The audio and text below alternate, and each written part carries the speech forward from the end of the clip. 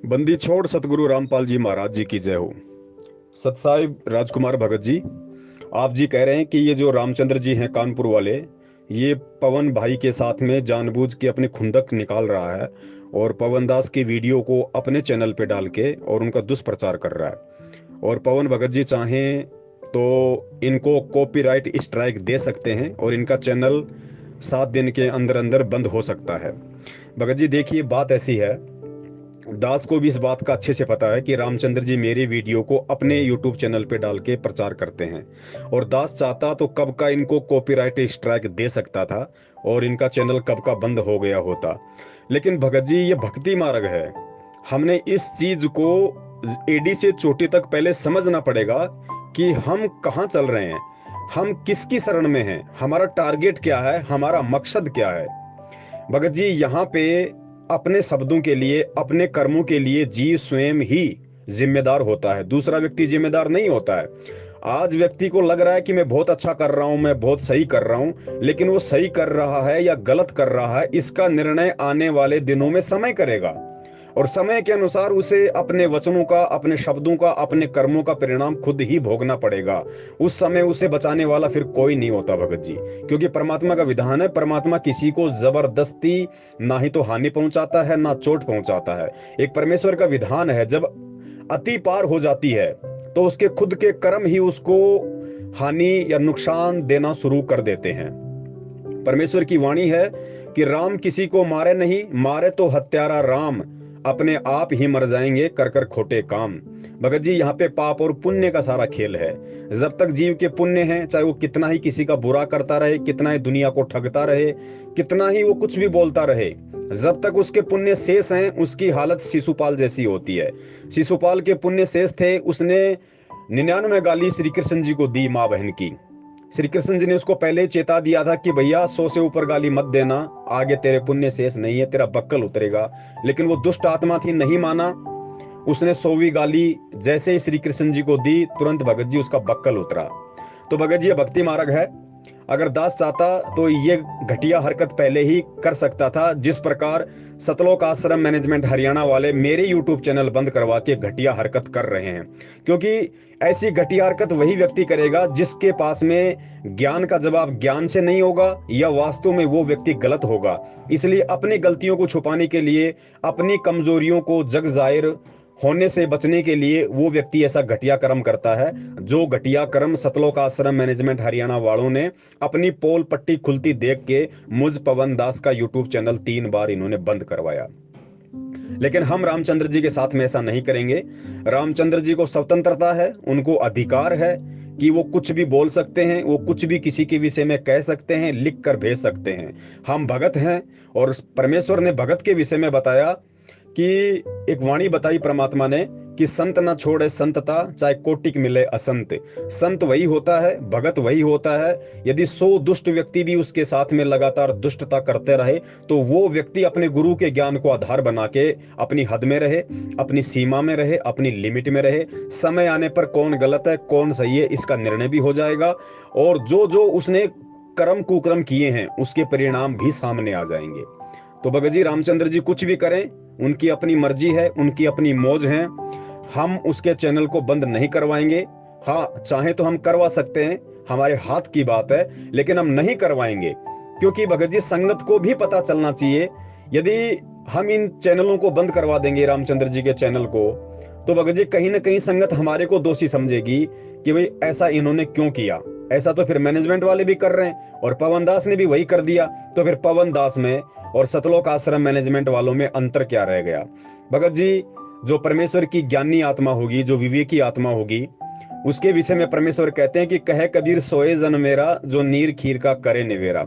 रामचंद्र जी जो राग द्वेष और ईर्ष्या की आग में जलते हुए मुझ पवनदास के प्रति जो खुंदक निकाल रहे हैं, उनको ज्ञान नहीं है भगत जी।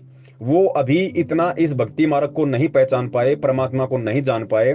वो भी हमारा छोटा भाई है। वो हमारे साथ अगर ऐसा घटिया खेल खेलेगा, अगर हमारे वीडियो का उल्टा सीधा तोड़ मरोड़ करके संगत को भ्रमित करने की कोशिश करेगा, तो बड़े भैया वो कुछ भी करे, क्योंकि वो नादान बच्चा है भक्ति मार्ग में। लेकिन हमें तो परमेश्वर ने ज्ञानवान बना रखा है, हमें तो परमेश्वर ने अपने विधान से, अपने संविधान से परिचित करवा रखा है। तो हम वो भला वो गलतियां कैसे कर सकते हैं जो गलतियां रामचंद्र जी कर रहे हैं। तो रामचंद्र जी जो कर रहे हैं वो अपने सोच आधार से, और जैसा उन्होंने परमात्मा के मार्ग को समझा, परमात्मा को समझा, उस आधार से वो अपना कर रहे हैं। लेकिन जग जाहिर है वो अपना समय और अपना भक्ति धन ही बर्बाद कर रहे हैं। और भगत जी, संगत स्वयं ही निर्णय कर लेती है। जो परमात्मा का बच्चा होगा, जो गुरु के ज्ञान को आधार बना के चलता है भक्ति मार्ग में, उसको ऐसे ऑडियो वीडियो 1% भी विचलित नहीं कर सकते हैं, क्योंकि वो हंस हो जाता है। कहे कबीर सोई जन मेरा, जो नीर खीर का करे निबेरा। वो परमात्मा का हंस होता है। और हंस के विषय में परमात्मा ने बताया कि यदि एक पात्र में दूध और पानी दोनों को मिक्स करके हंस के आगे रख दिया जाए, तो हंस के अंदर एक गुण होता है, गॉड गिवन होता है। वो दूध दूध पी लेता है, पानी पानी को छोड़ देता है। ये और कोई नहीं कर सकता। इसलिए परमात्मा ने अपने भक्तों को हंस की उपाधि दी है। और सतलोक में जो आत्माएं रहती हैं, इसलिए परमात्मा ने उन आत्माओं को हंस की उपाधि दी है।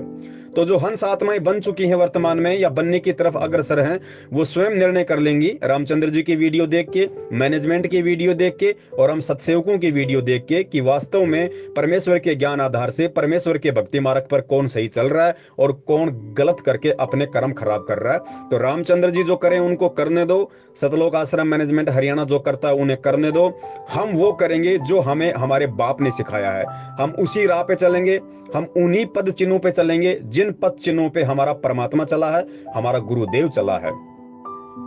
और दास बार बार जिक्र करता है, दास एक बार फिर से जिक्र कर देता है कि जब सतगुरु रामपाल जी महाराज जी काफी समय पहले जब उन्होंने भक्ति मार्ग की शुरुआत की, तो गांव गांव जाकर वो पाठ प्रकाश किया करते थे, सत्संग किया करते थे। ऐसा ही वो एक समय हरियाणा के एक चिड़ी गांव में गए हुए थे अपने भगत के यहाँ पे पाठ करने के लिए। जिस भगत के यहाँ पे वो पाठ कर रहे थे, उस परिवार में कुछ लोग अनुपदेशी भी थे। उन लोगों का गुरुजी का वहां सत्संग करना अच्छा नहीं लगा, तो उन्होंने अपने किसी रिश्तेदार को बोल दिया कि भाई ऐसे ऐसे यहाँ पे रामपाल जी आए हुए हैं और हम नहीं चाहते कि इनका सत्संग यहाँ हो।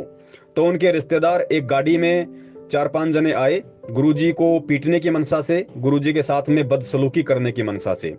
लेकिन गुरुजी सत्संग करके जा चुके थे, उनको मालूम पड़ा कि संत रामपाल जी यहाँ से सत्संग करके निकल चुके हैं, तो उन्होंने गुरुजी का पीछा किया और आगे चल के उन्होंने गुरुजी की गाड़ी के आगे अपनी गाड़ी लगा दी। गुरुजी के साथ में 3-4 सेवक और थे। वो लोग नीचे उतरे। पुण्यात्मा ध्यान रखना, यहाँ पे इस घटना को आप सामान्य मत समझना।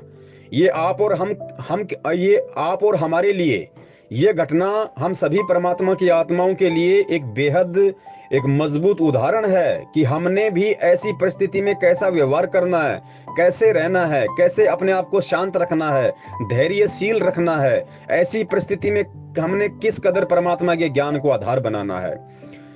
पुण्यात्माओं, जैसे ही वो लोग गुरुजी की गाड़ी के आगे गाड़ी लगा के नीचे उतरे और उन्होंने गालियां निकालते हुए उस परमेश्वर को, जो सारी सृष्टि का रचयिता है, जिसके आगे काल भगवान और अक्षर पुरुष भी थरथर कांपता है, वो 2 कोड़ी का पृथ्वीलोक का प्राणी उस परमात्मा को गाली निकालते हुए नाम लेके माँ बहन की, और उनको गालियां देते हुए उनको नीचे उतरने के लिए बोल रहा है कि बाहर निकलो, बाहर निकलो। परमात्मा बाहर निकले, उनके सेवक भी बाहर आए। ड्राइवर के साथ में उन लोगों ने 2-4 हाथापाई की, थप्पड़ मुक्के मारे। परमात्मा को भी उन्होंने भला बुरा कहा और अंत में उन्होंने इतना धमकाया, इतनी बदसलूकी की। उन लोगों ने उस कबीर परमेश्वर से कहा कि कान पकड़ और उठक बैठक निकाल कि आज के बाद इस गांव में सत्संग करने नहीं आऊंगा। पुण्यात्माओं, विचार करना, अपने मस्तिष्क पे जोर देना। जब सारी सृष्टि का रचनहार कुल मालिक कबीर देव, जिसके एक शब्द से पूरी सृष्टि रची गई, वो कबीर परमात्मा सतगुरु रामपाल जी महाराज जी के रूप में, उसको पता था कि ये भी मेरा ही बच्चा है, लेकिन काल की भांग पिए हुए हैं। परमात्मा ने उस 2 कोड़ी के जीव के आदेश की पालना की और परमात्मा ने कान पकड़ के उठक बैठक निकाली और कहा कि भाई दोबारा इस गांव में सत्संग करने नहीं आऊंगा। पुण्यात्माओं, ये उदाहरण है हमारे लिए कि हमें किस कदर इस भक्ति मार्ग पे उनके ज्ञान को आधार बना के चलना पड़ेगा। जब हम भगत बनेंगे, तब हम हंस की संज्ञा में आएंगे, तब हम सतलोक जानने की तैयारी करने के लायक बनेंगे। हमारी तो औकात ही क्या है, जब सारी सृष्टि का रचनहार ऐसी ऐसी लीलाएं यहाँ पे आप और हमारे लिए कर चुका है। लेकिन हम सत्संग सुनते नहीं, सुनते हैं तो उन पे विचार विमर्श मंथन करते नहीं, चलने की कोशिश करते नहीं। सत्संग सुन लेते हैं, वाणियां सुन लेते हैं, इस कान से सुना उस कान से निकाल दिया। पुण्यात्मा, ऐसे बात नहीं बनेगी। इस तरीके से तो हमने असंख्यों युग बर्बाद कर दिए। लेकिन ये बहुत ही, गुरुदेव कहते हैं ना कि बिल्ली के भाग का तुम्हारा छींका टूट रहा है। ये दाव असंख्य युगों के बाद लगता है। अब की बार मत चुको परमात्मा, अब की बार ये दाव मत चुको पुण्यात्माओं। बड़ी मुश्किल से भगवान हाथ लगा है। तो पुण्यात्माओं, रामचंद्र जी जो करें उन्हें करने दो, मैनेजमेंट जो करे उन्हें करने दो, अन्य भगत भाई जो उन दोनों से प्रेरित हैं वो जो कुछ करें उन्हें करने दो। हमने उन्हें अपना भाई समझते हुए कि ये लोग काल की भांग ज्यादा पिए हुए हैं, अभी सच्चाई से परिचित नहीं है, जानबूझ के बकवाद कर रहे हैं, तो पुण्यात्माओं हम उनको और ज्यादा ना भड़काएं, वरना हमारे भी कर्म खराब होते हैं।